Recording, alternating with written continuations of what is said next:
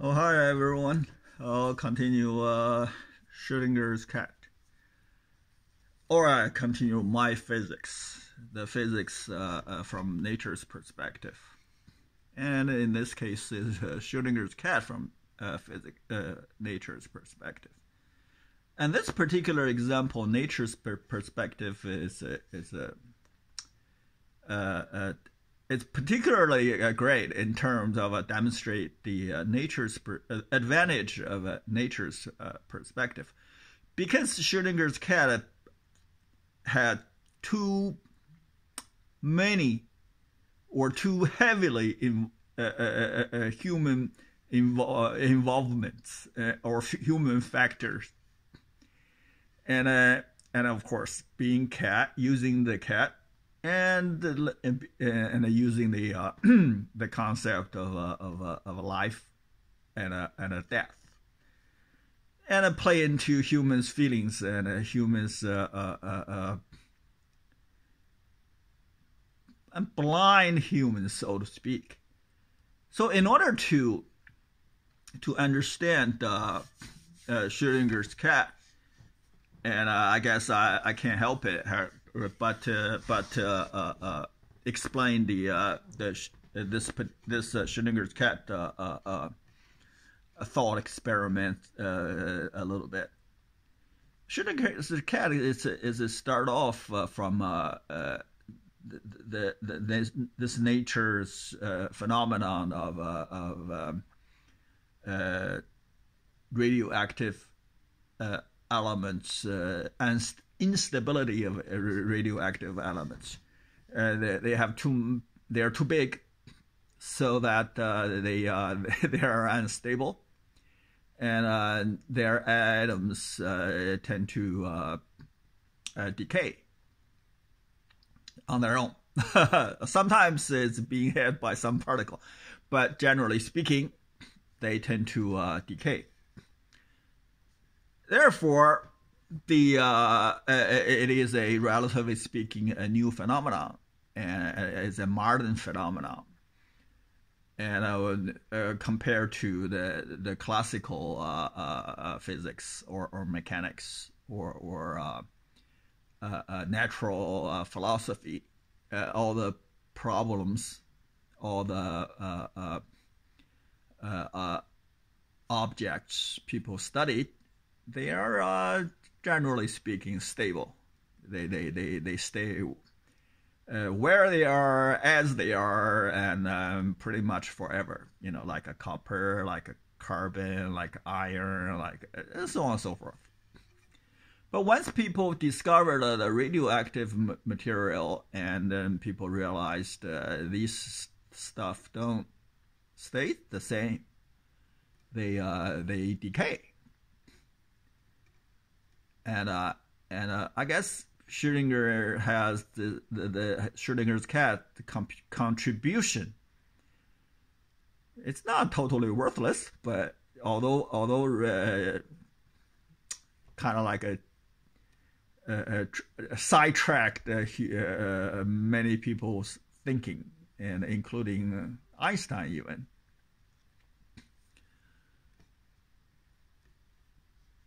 A atom decay, a radioactive atom decay, and can be considered as that radioactive atom died. Died in the sense that it is no longer its original form or previous form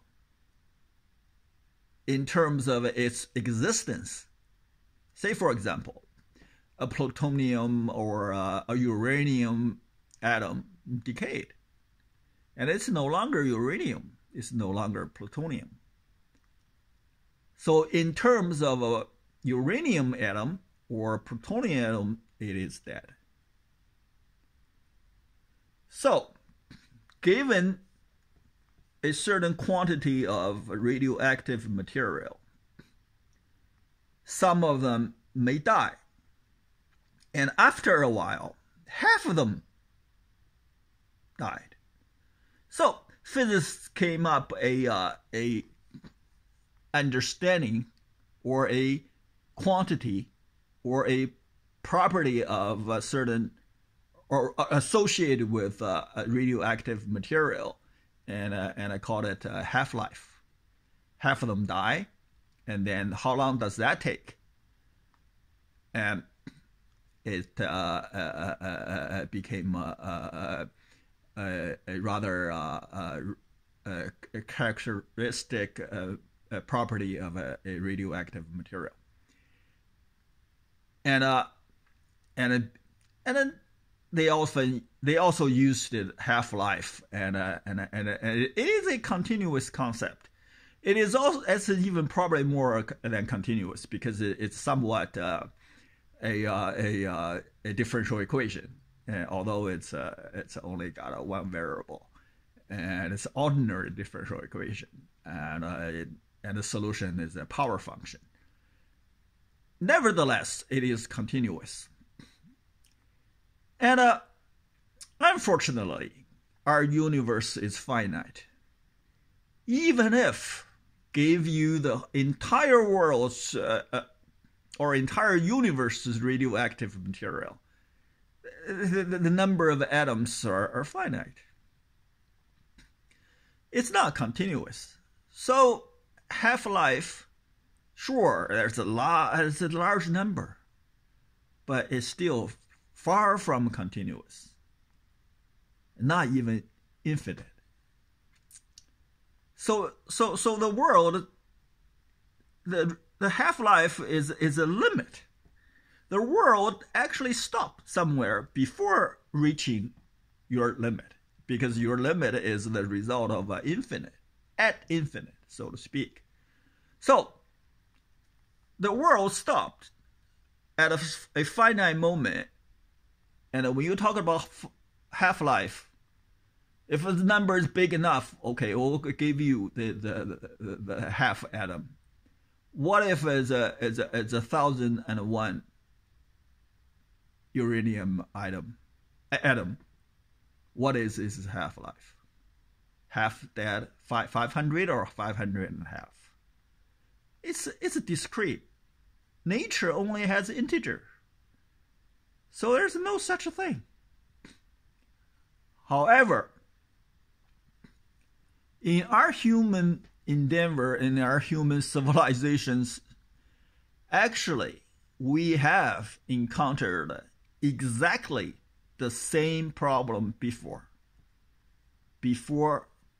physicists learned radioactive material, and that is human life. Humans die. And human death had, as a natural phenomenon, has been studied throughout human history. And one fruit of this study, or the result of this study, is the insurance, life insurance. For each individual human being, his or her death is a mystery, uncontrollable, or at least right now is not fully, at least, understood. Exactly the same, each radioactive atom, their decay, it is also a mystery. Technologically, we cannot get one uranium atom into our hand and look at it very carefully, like looking at a cat, see its hair, or see its eyes, see whether it is dying, or is it full of life, or is young. Radioactive atoms, we can only look at it collectively. So the half-life of a radioactive element is a collective information. Just like the life table the life insurance company uses to make money, And a human individual death is uncontrollable. It's random. But a collective, a cohort of a human being, the death follows some kind of a probability. And that probability is actually better than the half-life, because half-life is continuous, I mentioned earlier. Insurance companies' life table or actuarial life table is calculated through individual death. Is a statistical result. It's discrete. It's far more closer in terms of reflect human death. Life table has more information than half-life. Life table describing individual human death or a collective human half-life is far more accurate than the half-life describing radioactive material decay and each individual radioactive atoms decay. So physicists know less about radioactive material than insurance company do human life. Therefore, Schrödinger's cat is an issue of insufficient information. Collective information can only tell you collective result, can only draw collective conclusion, like an insurance company. At each insurance policy sold, some gonna lose money and some gonna make money. But overall, insurance company make money because their life table is genuine, is collective, is a statistical results. So, insurance company has no worry about their life table, and the physicists shouldn't worry about half-life of a radioactive material, because at least physicists didn't invest their own money in that business. So we can duplicate Schrödinger's cat in an insurance company's business exactly. The difference is that for each individual radioactive atom correspond each insurance policy holder. When the radioactive a group or a collection of radioactive material or atoms correspond a cohort of a human being, a life insurance policy holder. One radioactive atom decay triggers a Geiger counter. One policyholder's death triggers an insurance policy. So they're exactly the same. So you might even consider insurance company and a physics department are two parallel worlds.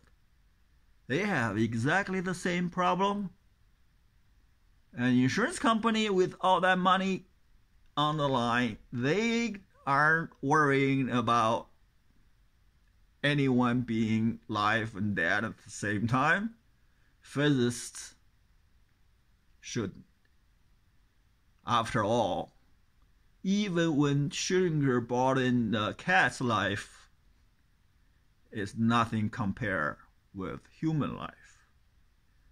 So let's be cold-hearted. Let's be nature. Let's be God. Emotionless. See this issue. There's nothing to worry about. Okay? Schrodinger, you can sleep tight. Einstein, Albert, rest in peace. Okay. See you tomorrow. Bye.